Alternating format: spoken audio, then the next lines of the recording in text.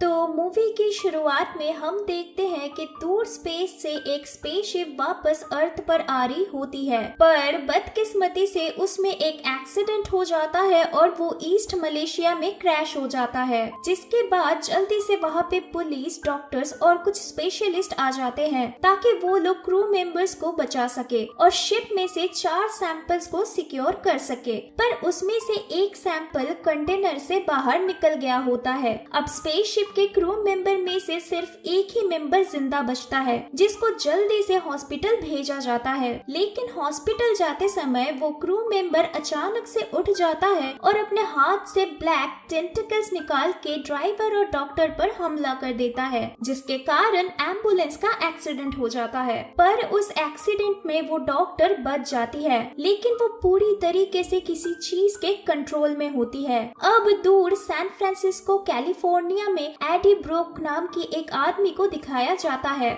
जो एक investigator reporter होता है। अब एडी के बॉस उसे कार्लटन ड्रेक, जो लाइफ फाउंडेशन का ओनर है, उसका इंटरव्यू लेने के लिए भेजता है। इंटरव्यू से पहले वो अपनी गर्लफ्रेंड, जो कि लाइफ फाउंडेशन में ही काम कर रही थी, उसके लैपटॉप में से कुछ सीक्रेट इंफॉर्मेशन ले लेता है और इसके बाद इंटरव्यू लेने चला जाता है। बट इंटरव्यू के टाइम वो ड्रेक को एक्यूज करता है कि वो लोगों पर इल्लीगली मेडिसिन टेस्ट करवाता है, जिसको सुनने के बाद ड्रेक एडी पर गुस्सा हो जाता है और इंटरव्यू को बंद करवा देता है। एंड इसी वजह से एडी अपनी जॉब भी खो देता है और एन को भी लाइफ फाउंडेशन से निकाल दिया जाता है, जिसके चलते एन एडी के साथ ब्रेकअप कर लेती है और उनका रिलेशन टूट जाता है। अब उसी रात ड्रेक के पास वही 3 सैंपल्स पहुंच जाते हैं, जो कि स्पेसशिप से लाए गए थे एक्सपेरिमेंट के लिए। एक्चुअली लाइफ फाउंडेशन एक बायो इंजीनियरिंग कंपनी होता है,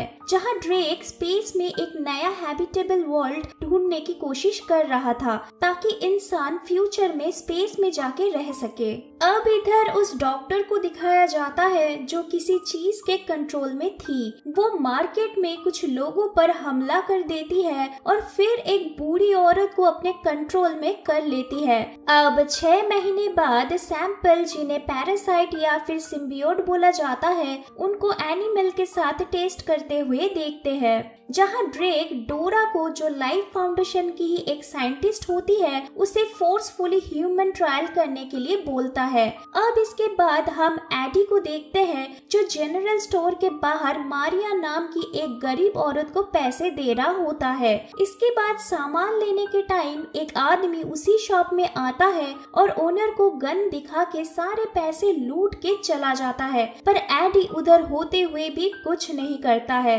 अब उधर ड्रेक ह्यूमन एक्सपेरिमेंट करना शुरू कर देता है, जहां पैरासाइट होस्ट के बॉडी में चला जाता है।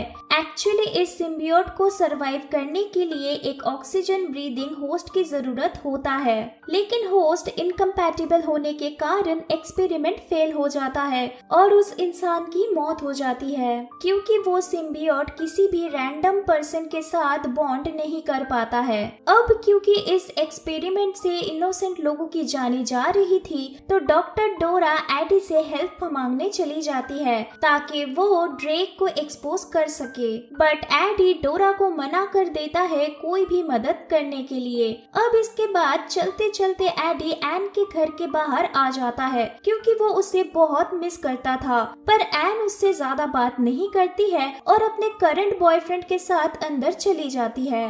अब इसके बाद एडी डोरा से बात करता है और हेल्प करने के लिए राजी हो जाता है। अब प्रूफ्स लेने के लिए एडी लाइफ फाउंडेशन में छिपके चला जाता है, जहां डोरा उसे बताती है कि उन्हें स्पेस में एक कॉमेट से कुछ सिम्बियोट मिला हुआ है, जिनको अर्थ पर लाया गया है एक्सपेरिमेंट करने के लिए। अब मेन लैब में जाते समय गार्ड के आ जाने के कारण वो दोनों अलग हो जाते हैं और एडी अकेले लैब में फोटोज लेने लगता है।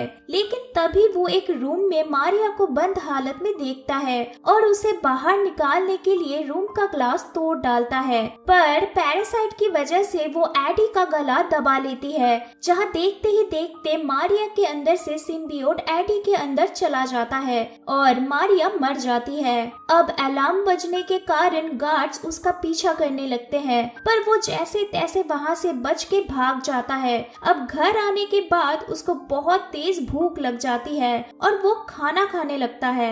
इसके बाद जब वो अपने आप को आईने में देखता है तो अचानक से उसकी आंखें बदल जाती है और उसको आवाजें सुनाई देने लगती है, जिससे वो बहुत डर जाता है और बेहोश हो जाता है। अब कुछ टाइम बाद जब उसको होश आता है तो वो एन से बात करने की कोशिश करता है। फिर जैसे ही उसको पता चलता है कि वो एक रेस्टोरेंट में है तो वो वहाँ जबरदस्ती घुस जाता है और एन को ड्रेक के बारे में बताने लगता है, पर तभी पैरासाइट को भूख लगने की वजह से वो दूसरों का खाना खाने लगता है और खाते हुए जब उसे बहुत गर्मी लगती है तो वो एक फिश टैंक के अंदर जाके बैठ जाता है और जिंदा लॉबस्टर को खाने लगता है। अब एन के साथ वहाँ पे उसका बॉयफ्रेंड डैन भी होता है, जो एक डॉक्टर था, तो वो एडी का चेकअप करवाने के लिए उसको अपने साथ हॉस्पिटल ले जाता है। अब हॉस्पिटल में एमआरआई स्कैन करते वक्त एडी के अंदर में सिम्बियोट अजीब सा रिएक्ट करने लगता है।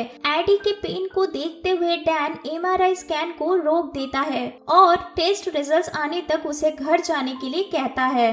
अब घर पहुंचने के बाद एडी को अपने पड़ोसी के रूम में से बहुत हाई फ्रीक्वेंसी की आवाज आने लगती है। अब क्योंकि हाई फ्रीक्वेंसी और फायर से सिम्बियोट हर्ट होते हैं तो वो पैरासाइट गुस्सा हो जाता है और पड़ोसी के घर में जाके उसको डरा देता है। अब इधर ड्रेक को दिखाया जाता है, जिसको सब कुछ पता चल गया होता है कि डोरा ने ही मदद किया है किसी को लैब के अंदर घुसने में। वो अपने सिम्बियोट को वापस पाने के लिए डोरा से सब कुछ सच उगलवा लेता है और उसे मार डालता है एंड एडी के घर पर उसके लोगों को भेज देता है। अब गार्ड्स वहाँ पे पहुँचते ही एडी उनके सामने सरेंडर करने लगता है, पर पैरासाइट उसके बॉडी को कंट्रोल करके उन सबको मार के बाइक पर भागने लगता है, पर तभी उसके पीछे बहुत सारे ड्रोन्स और गाड़ियां पड़ जाती है, लेकिन वो पैरासाइट की मदद से उन सब से बच के वहाँ से निकल जाता है। पर तभी वो एक कार से टकरा जाता है, जिससे उसके हाथ पैर टूट जाते हैं, पर तभी पैरासाइट उसको हील कर देता है और वो पानी में कूद के वहाँ से भाग जाता है। अब यही सब देखने के बाद ड्रेक को समझ आ जाता है कि एडी सिम्बियोट के साथ बॉन्ड बनाने में सक्सेसफुल हो चुका है। अब दूर आने के बाद पैरासाइट अपना नाम वेनम बताता है और एडी से डील करता है कि अगर वो कोऑपरेट करेगा तो वो उसे जिंदा रखेगा, वरना उसके लिए अच्छा नहीं होगा। पर इधर दूसरी तरफ हम उस मिसिंग सिम्बियोट को देखते हैं जो रैंडम ह्यूमंस के साथ बॉन्ड बनाते हुए मलेशिया से यूनाइटेड स्टेट्स तक पहुंच जाता है। अब इधर एडी के मेडिकल रिपोर्ट्स आने के बाद एन एडी से कांटेक्ट करती है, पर एडी उससे दूर रहने के लिए बोलता है। इसके बाद वो अपने पुराने ऑफिस में चला जाता है, पर वहाँ उसका दोस्त रिचर्ड उसे अंदर घुसने नहीं देता है, लेकिन वेनम उसको मदद करता है और एडी उसके एक्स बॉस के कैबिन में जाके लाइफ फाउंडेशन के खिलाफ जो प्रूफ्स उसने इकट्ठा किए थे वो रख के आता है। लेकिन बाहर जाते टाइम वहाँ स्पेशल फोर्स आ जाती है और उसे घेर लिया जाता है। एडी उन्हें वार्निंग भी देता है, पर वो लोग उस पर हमला करने लगते हैं। अब उनसे बचने के लिए एडी वेनम की मदद से उनको मारने लगता है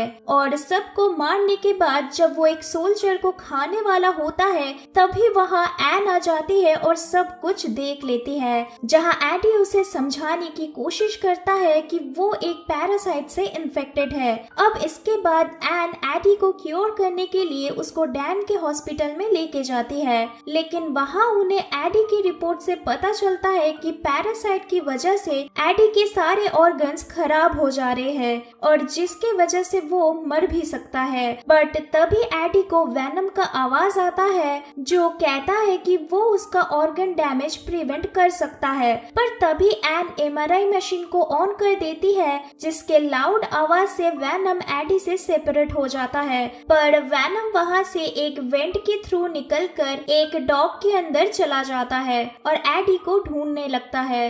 अब इधर ड्रेक को दिखाया जाता है जो अपनी लैब में एक छोटी बच्ची से मिलता है, लेकिन उस बच्ची के अंदर से पैरासाइट निकलता है और वो ड्रेक के अंदर चला जाता है। अब इधर एडी को ड्रेक के लोग पकड़ लेते हैं और उसको लैब में लेके आते हैं, जहां एडी को पता चलता है कि ड्रेक के अंदर भी रायट नाम की एक पैरासाइट है जो बहुत ही स्ट्रॉन्ग है और वो वैनम का लोकेशन जानना चाहता है, लेकिन एडी उससे कुछ भी बताने से मना कर देता है, जिसके कारण ड्रेक के लोग उसको मारने के लिए जंगल में लेके जाते हैं। अब इधर वैनम उस डॉग से निकलकर एन के अंदर चला जाता है और एडी को जाके बचा लेता है। इसके बाद वैनम एन के बॉडी से निकलकर एडी के बॉडी में चला जाता है और बताता है कि वो एडी के साथ ही अर्थ पर रहना चाहता है, क्योंकि अब ये जगह उसको पसंद आने लगी है और एडी के साथ बॉन्डिंग के बाद उसका नजरिया भी बहुत बदल चुका है और इसीलिए अब वो अर्थ को बचाना चाहता है।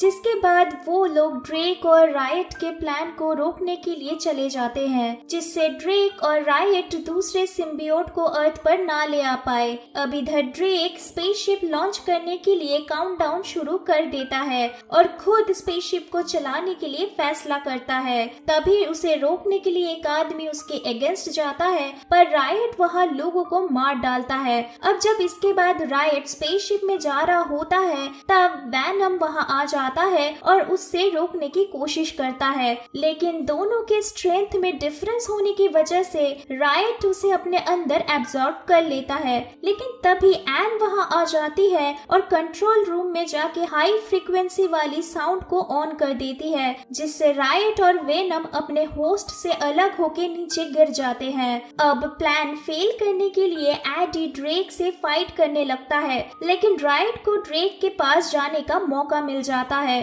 और वो एडी पर हमला कर देता है। अब इसके बाद जब वो स्पेसशिप में चला जाता है, तभी पीछे से वैनम धीरे से एडी को हील कर देता है और रायट के वेपन से स्पेसशिप को डिस्ट्रॉय कर देता है। अब एक्सप्लोजन से रायट और ड्रेक मर जाते हैं, लेकिन इधर एडी को ब्लास्ट से बचाने के लिए वैनम खुद को सैक्रिफाइस कर देता है और उसे गुड बाय बोल देता है। अब उस इंसिडेंट के बाद एडी एन से मिलता है, जहां वो दोनों वैनम के बारे में बातें करते हैं और इसी दौरान हम एडी के अंदर से वैनम का आवाज सुन पाते हैं, जिससे पता चल जाता है कि वैनम अभी भी जिंदा है और वो भी उस हादसे से बच गया था। लेकिन ये बात एडी एन को नहीं बताता है और उससे छुपा कर रखता है। अब मूवी के लास्ट में एडी वैनम को कुछ रूल्स बताता है, जहां वैनम सिर्फ बुरे लोगों को मार सकता है और बहुत कम चांस है कि वो उन्हें खा सकता है। अब इसके बाद वो लोग मिसेस चैन के शॉप में जाते हैं, जहां वही पुराना आदमी फिर से पैसे लेने आया हुआ होता है, लेकिन इस बार एडी चुपचाप नहीं रहता है। वो लोग उस आदमी के पास जाते हैं और उसको खा के वहाँ से निकल जाते हैं। दोस्तों, अगर ये वीडियो आपको पसंद आई तो चैनल को सब्सक्राइब और वीडियो पर लाइक एंड कमेंट करना मत भूलिएगा। मिलते हैं नेक्स्ट वीडियो में।